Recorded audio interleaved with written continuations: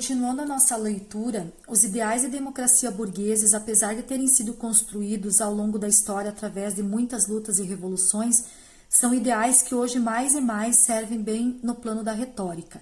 O ideal liberal burguês democrático incensa valores como igualdade e liberdade, mas esses se tornam cada vez mais abstratos devido à opressão sofrida pelas classes trabalhadoras de boa parte do mundo, a falta de emprego, a miséria, a violência, que estão conectados ao funcionamento perverso do próprio sistema capitalista de acumulação. Então, aqui está falando exatamente aquilo que eu estava falando no vídeo anterior para vocês. Os ideais liberais, eles são bons só para a classe burguesa, né? Os ideais de liberdade, igualdade, propriedade, né, são bons para a classe burguesa, porque o trabalhador, ele não tem liberdade, né? Ele tem uma liberdade utópica, né? Não tem uma liberdade na sua essência, né? Não tem igualdade, né? Porque nós trabalhadores não somos iguais aos burgueses, não temos as mesmas coisas que eles, e também a propriedade, que é a questão que os trabalhadores, na sua grande maioria, têm apenas a força de trabalho, não tem meios de produção. De toda forma, o neoliberalismo, então agora vai começar a falar do neoliberalismo, que é o sistema político que oxigena o capitalismo, né, que foi implantado a partir da década de 1970 pela Margaret Thatcher, primeira-ministra da Inglaterra, e pelo Ronald Reagan, presidente dos Estados Unidos, que implantam esse sistema lá no Chile, em 1973, com a ajuda dos Chicago Boys, que são 4 garotos que estudaram na escola de Chicago e foram alunos do Milton Friedman, da Escola Americana de Economia, né, de Chicago. E aí, Milton Friedman é um dos escritores do neoliberalismo, tá? Um dos economistas que escreveu sobre o neoliberalismo. De toda forma, o neoliberalismo se apresenta como uma retomada do liberalismo clássico e se constituiu como uma corrente teórica, e não só teórica, mas prática, que se disseminou principalmente a partir das décadas de 80 e 90. É claro que essa nova construção hegemônica do pensamento político mundial se baseou em obras de teóricos que defendiam o Estado mínimo, o Estado como um agente que deveria se recolher ao máximo, transferindo a tomada de decisões de forma crescente para o plano privado e repassando serviços básicos estatais para as mãos de empresas particulares, deixando assim a sociedade sob a égide da eficiência e da livre concorrência. Ou seja, meu povo, Estados Unidos é o que eu descrevi aí, ó, tá? Lá o Estado é mínimo, mínimo, mínimo. Se você precisar ser atendido no hospital, você vai ser atendido. Mas se você não tiver dinheiro para pagar, tudo que tiver no teu nome é empenhorado e só liberado a partir do momento que você quitar a dívida. Lá, toda a saúde é feita pelo setor privado. Assim também funcionam as escolas, assim também funciona todo o setor de políticas sociais. Eles não é nada público, é tudo Estado mínimo, tá? O Estado fortalece o capital, fortalece, por exemplo, maior parte da riqueza dos Estados, da produção de riqueza nos Estados Unidos está nos planos de saúde, tá? Os planos de saúde, que a população compra esses planos do setor privado para garantir um atendimento, tá? Então, é assim que funciona, certo? O Estado mínimo nos Estados Unidos, ele funciona maravilhosamente bem. Como exemplo de teórico que forneceu embasamento para a ideologia neoliberal, destacaríamos aqui o Friedrich Hayek. O Hayek, pessoal, na apostila, se não me engano, na primeira apostila da aula 5, vai ter uma apostila só sobre o Friedrich Hayek. Eu não vou ler essa apostila aqui com vocês, nem vou trabalhar ela, porque basicamente tudo que a gente está falando aqui está naquela apostila. Na parte inicial daquela apostila tem uma biografia do Hayek. Então, vocês leiam para título de conhecimento e complementação sobre o neoliberalismo, tá?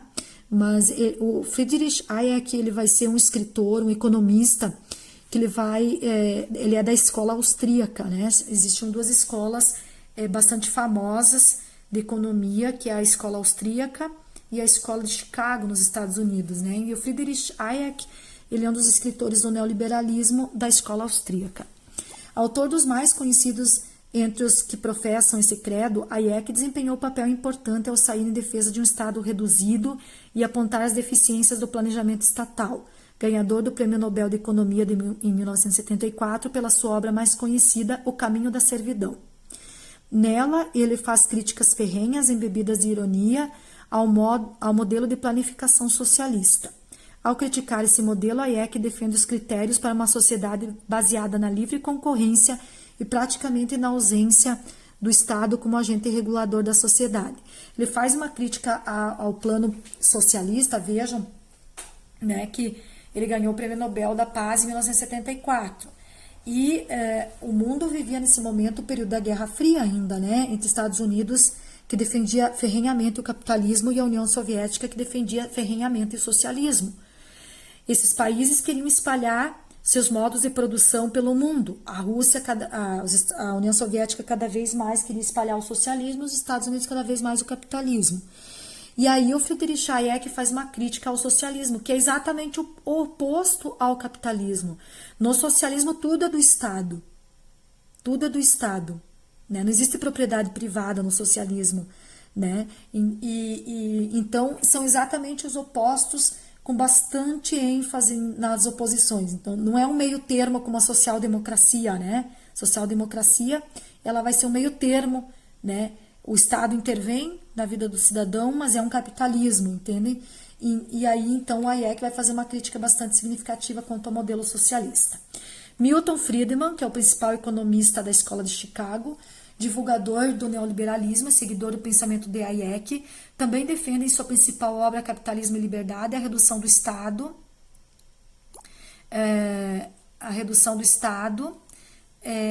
perante a sociedade. Igualmente vencedor do Prêmio Nobel de Economia em 76, Friedman admite apenas que o Estado atua em setores que o mercado não pode fazer por si só, ou seja, o Estado, para ele, deveria apenas funcionar como uma espécie de árbitro e colocar as regras do jogo, com o mínimo de interferência possível, principalmente no tocante à vida econômica. Uma passagem da obra de Friedman ilustra bem a concepção de Estado liberal dos sonhos do autor. Vejam nessa passagem aqui como tem muitas coisas que acontecem no Brasil. O Brasil é um Estado neoliberal, tá, pessoal? Desde Fernando Henrique Cardoso, na década de 1990, o Brasil, cada vez o Estado foi se retirando mais da vida do cidadão, tá? Então, diz assim, ó, um governo que mantenha a lei e a ordem, defina os direitos de propriedade e sirva de meio para a modificação dos direitos de propriedade e de outras regras do jogo econômico, julgue disputas sobre a interpretação das regras, reforce contratos, promova a competição, forneça uma estrutura monetária, se envolva em atividades com relação ao monopólio técnico e evite os efeitos laterais considerados como suficientemente importantes para justificar a intervenção do governo. Suplemente a caridade privada e a família na proteção do irresponsável, quer se trate de um insano ou um louco. Um tal governo teria evidentemente importantes funções a desempenhar. Então, olha só, quanta coisa nessa citação do Friedman que os estados fazem. Nós temos um sistema judiciário que ele coloca regras para que as coisas aconteçam como o liberalismo quer. Ele define os direitos de propriedade, né, por meio das leis, as nossas leis definem isso, e quem faz as leis é o Estado, né, Congresso Nacional, senadores, e o próprio presidente da República, em âmbito municipal, o Estado também, que vai fazer essas leis, né, o prefeito, os vereadores. E aí, então, o Estado dá toda essa estrutura para o capitalismo funcionar, regra ele, tem a polícia para manter a propriedade privada, né? Uma série de coisas. No universo teórico proposto por ambos os autores, o Estado cumpre economicamente a função de atuar em setores que não interessem ao mercado, ficando responsável pela garantia de direitos mínimos, abandonando a sociedade quanto ao mais em função de uma regulação gerida pelos fatores econômicos de livre concorrência. A afirmação de Friedman, segundo o qual o liberal consistente não é um anarquista. É bem sugestiva, ou seja, o Estado, para os liberais, não é de todo ausente, pois deve atuar para garantir a ordem, aquilo que a gente leu ali naquela citação do Milton Friedman. Tem que ter o sistema judiciário, o sistema de legislação, o sistema militar, para manter a ordem. A livre atuação do mercado e, por último, mas não em último lugar, garantir a propriedade. Não é à toa que Friedman e Hayek foram ganhadores do Prêmio Nobel de Economia. Outra corrente teórica que se coloca na discussão contemporânea é do filósofo John Rawls, que por vezes é confundida vulgarmente com uma teoria liberal. Rawls, em sua teoria da justiça, aponta para uma teoria social baseada no que ele chama de justiça com equidade. Ele procura, de fato, elaborar uma teoria da sociedade, uma teoria de igualdade, algo mais amplo que simplesmente uma teoria de governo ou uma teoria de poder. Assim, para estabelecer o lugar de Rawls no debate contemporâneo, poderíamos fazer uma espécie de quadro comparativo entre o seu pensamento e o de outras correntes em determinadas épocas. Entre os aristocratas e os liberais do século XVII e XVIII, Rawls ficaria entre os liberais. Entre os socialistas e os defensores da democracia formal dos séculos XIX e XX, Rawls ficaria entre os socialistas e atualmente entre os liberais conservadores e os progressistas. Rawls ficaria com os progressistas. Ele se situa justamente na ponta oposta aos liberais conservadores como Hayek e Friedman, e defende uma teoria que poderia ser chamada de liberal igualitária, mas identificada com a atuação do Estado em diversos setores da sociedade, com o intuito de garantir à população direitos básicos baseados em princípios de uma justiça com equidade. A palavra equidade aqui, eu sugiro que vocês procurem no dicionário, até para vocês entenderem ela melhor. Mas seria uma palavra diferente de igualdade, tá? Equidade não é igual, não tem o mesmo significado de igualdade. Equidade diz, na sua essência, o seguinte, que o Estado vai tratar, ou eu, como assistente social, vou tratar todos de maneira igual na medida das suas desigualdades. Então, vou dar um exemplo prático de equidade. Por exemplo, nós vamos ter lá o posto de saúde lá no bairro e o posto de saúde está com a campanha de vacinação, certo? Todos têm direito igual à vacina lá para pessoa idosa, para influenza. Todos têm o direito igual àquela vacina. No entanto, eu tenho 10 idosos naquele bairro que estão acamados, eles não conseguem se deslocar da sua moradia para a unidade de saúde. Então, eu vou tratar eles com equidade, eles têm o mesmo direito, mas eles têm uma desigualdade, que é a impossibilidade de se locomover. Então, a unidade de saúde vai se deslocar até a residência e vai aplicar a vacina. Isso é tratar o ser humano com equidade, tá? Eu trato todos iguais na medida das suas desigualdades. Nesse sentido, ao falar da teoria Rawlsista, definiríamos o seu pensamento mais como da defesa de uma social-democracia eficiente, aquilo que eu falei para vocês já em outras aulas. Nós temos um meio termo, tá? Que seria a social-democracia, que é os países Noruega, Dinamarca, esses países bem evoluídos de qualidade de vida aí, que minimizaria os efeitos do capitalismo por meio da participação do Estado que buscasse assegurar garantias democráticas e preceitos de igualdade.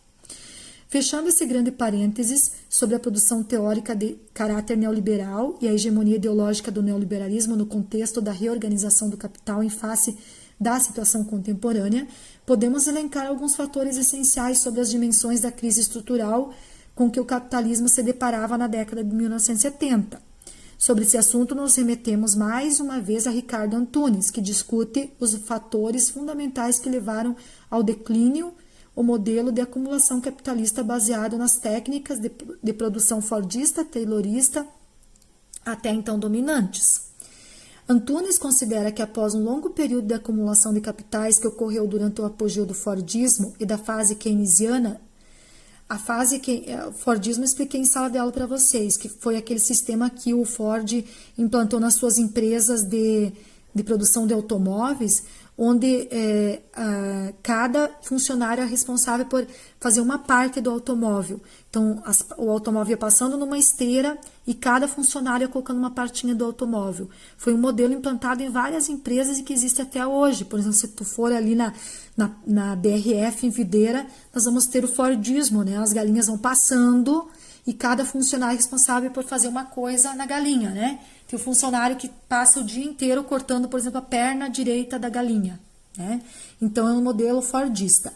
E a fase keynesiana, que eu falei para vocês, que já falei em aulas de introdução ao serviço social, foi o welfare state, foi o estado de bem-estar social implantado na Europa pós Segunda Guerra Mundial para a reconstrução da Europa, que foi o momento em que os estados europeus eles colocaram bastante dinheiro na reconstrução da Europa e em políticas sociais públicas que deram qualidade de vida a essa população que estava destroçada pela guerra, e foi possível então conseguir uma renda para todos os cidadãos daqueles países por mês, patrocinadas pelo Estado, e que dava uma condição de vida digna a essas pessoas.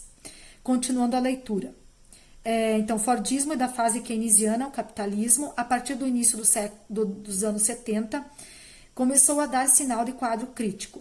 Sobre o modelo de produção taylorista e fordista, esse autor salienta.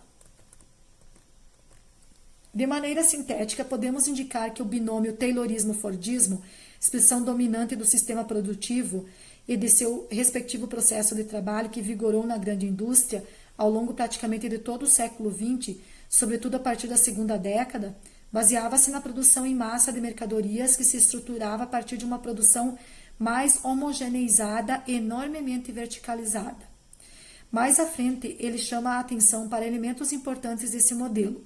Esse processo produtivo caracterizou-se, portanto, pela mescla da produção em série, fordista, com o cronômetro taylorista, além da vigência de uma separação nítida entre elaboração e execução.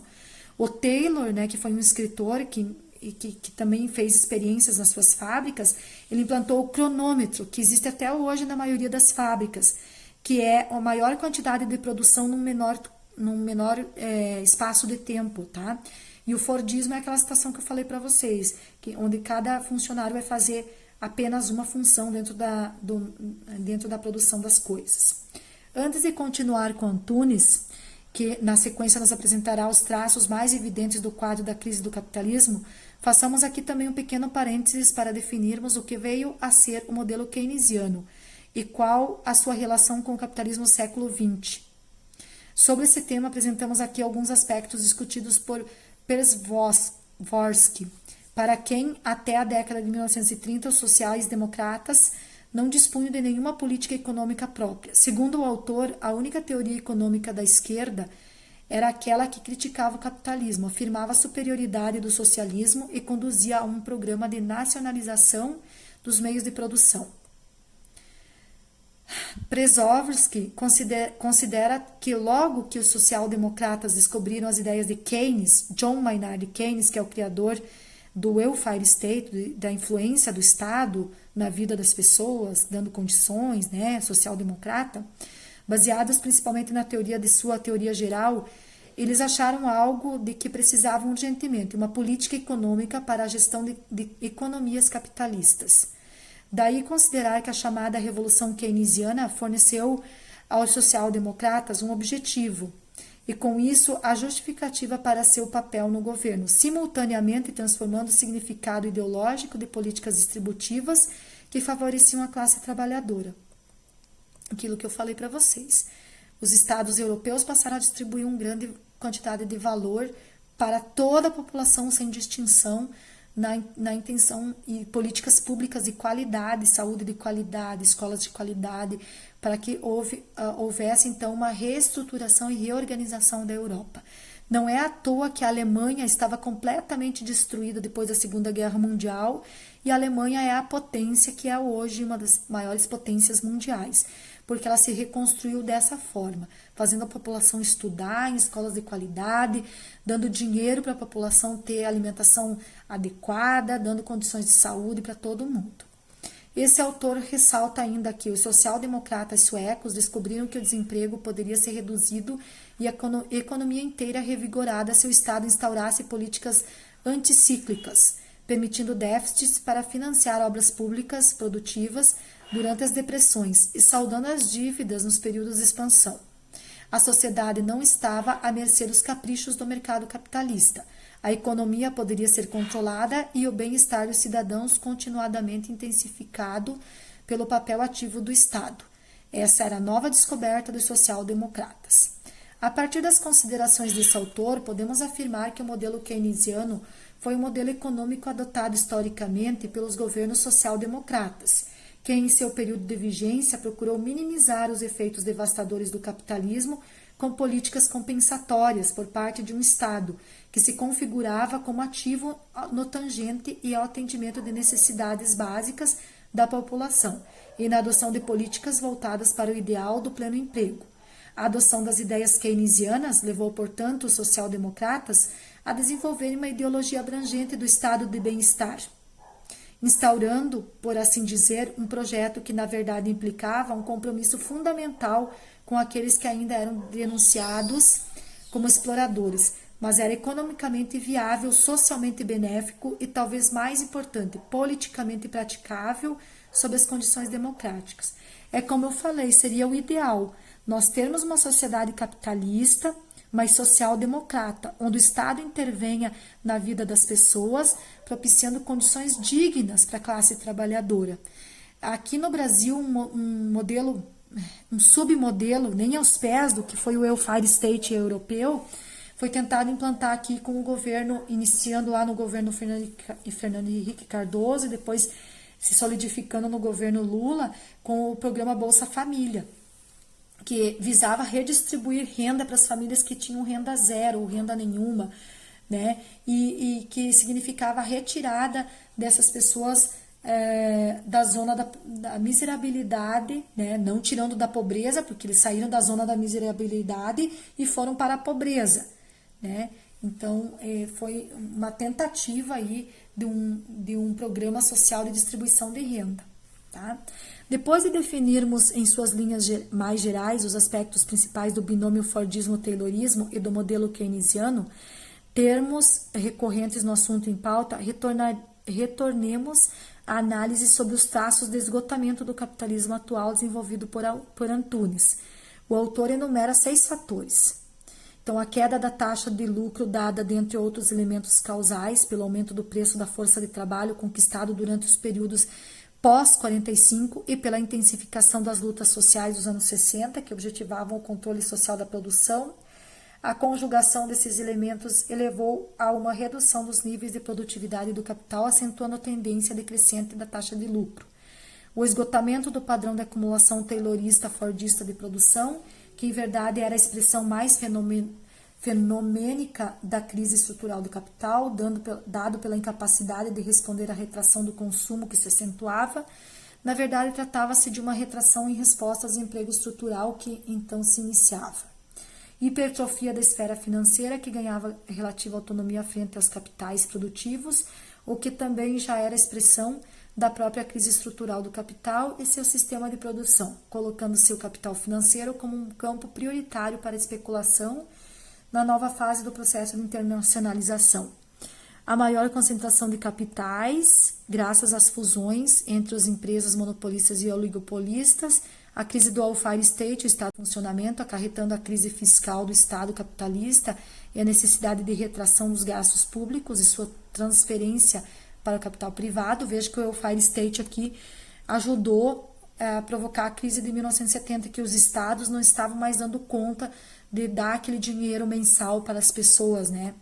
A arrecadação estava pequena porque tinha pouca produção de coisas e pouco consumo, e em contrapartida o Estado tinha que dar os valores, né, para a população.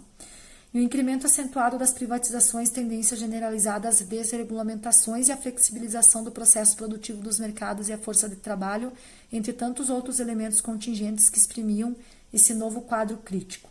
Mais à frente, Antunes acrescenta outros elementos a respeito da crise estrutural do capital, ao citar Robert T. Benner. O grande deslocamento do capital para as finanças foi a consequência da incapacidade da economia real, especialmente nas indústrias de transformação, de proporcionar uma taxa de lucro adequada. Assim, o surgimento de excesso de capacidade de produção acarretando perda de lucratividade. Nas indústrias de transformação, a partir da década de 1960. Foi a raiz do crescimento acelerado do capital financeiro a partir do final da década de 1970. As raízes da estagnação e da crise atual, então, na compressão dos lucros do setor manufatureiro, que se originou no excesso de capacidade de produção fabril, que era em si a expressão da acirrada competição internacional.